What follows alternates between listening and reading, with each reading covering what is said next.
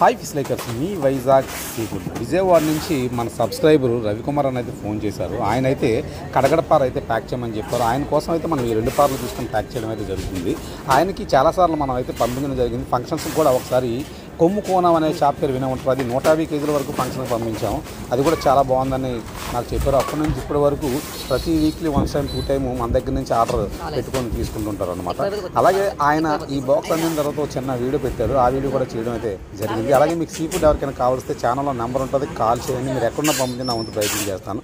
అలాగే సీ ఫుడ్స్తో పిక్కులు అయితే మనం తయారు చేయడం జరుగుతుంది.